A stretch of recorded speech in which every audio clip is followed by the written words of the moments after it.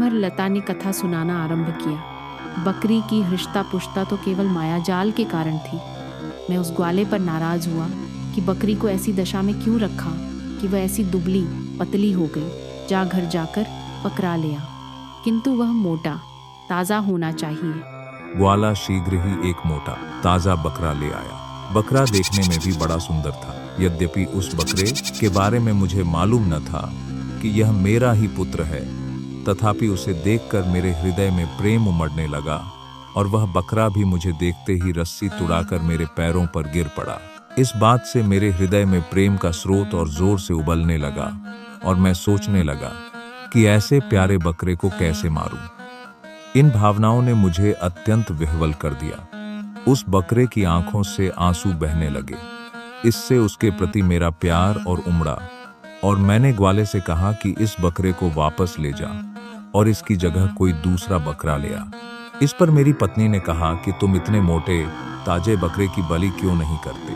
मैंने कहा कि यह बकरा मुझे बड़ा प्यारा लगता है और मेरा जी नहीं करता है कि इसका वध करूं। तुम इसके लिए कुछ जोर मत दो। लेकिन उस निष्ठुर दुष्ट ने तकरार जारी रखी और विद्वेषवश उसके वध पर जोर देती रही। मैं उसकी बहस से तंग आकर गंडासा लेकर पुत्र की गर्दन काटने चला। उसने फिर मेरी ओर देखकर आंसू बहाए। मेरे हृदय में ऐसी दया और प्रीति उमड़ी कि गंडासा हाथ से गिर गया। फिर मैंने अपनी पत्नी से कहा कि मेरे पास एक और बकरा है, मैं उसे बलिदान कर दूंगा। वह दुष्टमना फिर भी उसी बकरे को मारने पर जोर देती रही, किंतु इस बार मैंने उसके बकने झकने की परवाह नहीं की और बकरे को वापस कर दिया। ग्वाला बकरे को अपने घर ले गया, लेकिन दूसरे दिन तड़के ही मुझसे एकांत में कहा कि मैं आपसे कुछ कहना चाहता हूं और मुझे आशा है कि आप मेरी बात सुनकर प्रसन्न होंगे। मेरी बेटी जादू टोने में प्रवीण है। कल जब मैं उस बछड़े को वापस लेकर गया तो वह उसे देखकर हंसी भी और रोई भी। मैंने इस विचित्र बात का कारण पूछा तो बोली कि पिताजी, जिस बकरे को तुम लौटा कर जिंदा लाए हो वह हमारे मालिक का बेटा है, इसलिए मैं इसे जीता जागता देखकर प्रसन्न हुई। रोई इसलिए कि इसके पहले इसकी मां की बलि दे दी गई थी। हमारे स्वामी की पत्नी ने जलन के कारण इन माता पुत्र को जादू के जोर से बकरी और बकरा बना दिया था। मैंने जो अपनी बेटी के मुंह से सुना, जैसा का तैसा आपको बता दिया। हे दैत्यराज, अब आप सोचिए कि यह वृत्तांत सुनकर मेरे हृदय में कितना शोक और संताप उठा होगा। मैं कुछ देर आहत होकर चुप रहा, फिर ग्वाले के साथ उसके घर पर चला गया ताकि इस वृत्तांत को उसकी बेटी के मुंह से सुनूं। सबसे पहले मैं उसकी पशुशाला में गया ताकि अपने बकरा बने हुए पुत्र को देखूं, मैं उस पर हाथ फेरूं। इसके पहले ही वह मेरे पास आकर इतना लाड करने लगा कि मुझे विश्वास हो गया कि यह मेरा पुत्र ही है। मैंने लड़की के पास जाकर ग्वाले के मुंह से सुना हुआ हाल दोबारा सुना और लड़की से कहा कि क्या तुम इस बकरे को फिर से मनुष्य का रूप दे सकती हो। उसने कहा, निश्चय ही मैं उसे दोबारा मनुष्य बना सकती हूं। मैंने कहा, अगर तुम ऐसा कर दो तो मैं तुम्हें अपनी सारी धन संपदा दे दूंगा। लड़की ने मुस्कुराकर कहा कि हम लोग आपके सेवक हैं, आप हमारे मालिक हैं, आपकी आज्ञा शिरोधार्य है, किंतु बकरे को मनुष्य रूप मैं 2 शर्तों पर दूंगी। एक तो यह कि उसके मनुष्य बन जाने पर आप उसका विवाह मेरे साथ कर दें, और दूसरा यह कि जिसने इसे मनुष्य से पशु बनाया है उसे भी थोड़ा दंड दिया जाए। मुझे तुम्हारी दोनों शर्तें मंजूर हैं। तुम जो भी दंड उचित समझोगी वही दंड मेरी पत्नी को दिया जाएगा। हाँ, यह जरूर कहूंगा कि यद्यपि वह दुष्ट दंडनीय है किंतु उसे प्राण दंड न दे देना।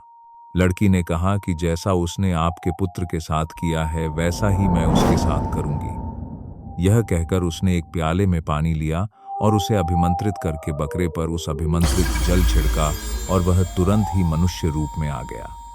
मैंने प्रीतिपूर्वक उसे छाती से लगाया और गदगद स्वर में उससे कहा कि इस लड़की के कारण ही तुमने फिर से मानव देह पाई है, तुम इसका एहसान चुकाओ और इसके साथ विवाह कर लो। पुत्र ने सहर्ष मेरी बात मानी। लड़की ने इसी प्रकार जल को अभिमंत्रित करके मेरी पत्नी को हिरनी का रूप दे दिया। मेरे पुत्र ने उस कन्या के साथ विवाह किया, किंतु दुर्भाग्यवश वह थोड़े ही समय के बाद मर गई। मेरे पुत्र को इतना दुख हुआ कि वह देश छोड़कर कहीं चला गया बहुत दिनों तक मुझे उसका कोई समाचार नहीं मिला, अतएव मैं उसे ढूंढने निकला हूँ। मुझे किसी पर इतना भरोसा नहीं था कि अपनी हिरनी बनी हुई पत्नी को उसके पास छोड़ता, इसलिए मैं उसे अपने साथ लिए हुए देश अपने पुत्र की खोज में घूमता हूँ। यही मेरी और इस हिरनी की कहानी है। अब आप स्वयं निर्णय कर लें कि यह घटना विचित्र है या नहीं। दैत्य ने कहा, निसंदेह विचित्र है। मैंने व्यापारी के अपराध का 1/3 हिस्सा माफ कर दिया। इतनी कथा सुनाकर अमरलता चुप हो गई। फिर जिज्ञासावश हर्षवर्धन सिंह ने अमरलता से कहा, यह कथा तो सचमुच विचित्र है, पर वो दूसरा वृद्ध मनुष्य जो अपने साथ 2 कुत्ते लिए था, उसका क्या हुआ? इतने में प्रेमलता बोल पड़ी, हाँ दीदी, अभी तो सूर्योदय होने में 1 पहर शेष है, हमें कथा सुननी है। हर्षवर्धन ने भी हामी भरी। अमरलता मुस्कुराते हुए बोली, ठीक है तो सुनो। जब पहला वृद्ध मनुष्य अपनी कहानी कह चुका तो दूसरे बूढ़े ने, जो अपने साथ 2 काले कुत्ते लिए था, दैत्य से कहा कि मैं भी अपना और इन दोनों कुत्तों का इतिहास आपके सम्मुख रखता हूँ। यदि यह पहली कहानी से भी अच्छा हो तो आशा करता हूँ कि उसे सुनने के बाद व्यापारी के अपराध का 1/3 भाग और क्षमा कर दिया जाएगा।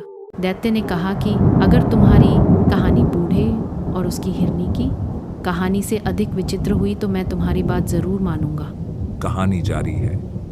अमरलता बड़ी चालाकी से 1 पहर शेष रहते हुए कथा का अंत कर दे रही है और प्राणदंड से बचती जा रही है। प्रेमलता भी उसका भरपूर साथ निभा रही है। आगे क्या हुआ जानने के लिए जुड़े रहिए जोड़ी की पोड़ी चैनल से। और अगर आपने अभी तक सब्सक्राइब नहीं किया है तो लाइक करें, सब्सक्राइब करें और अपने दोस्तों के साथ शेयर करना बिल्कुल न भूलें। मिलते हैं अगले वीडियो में।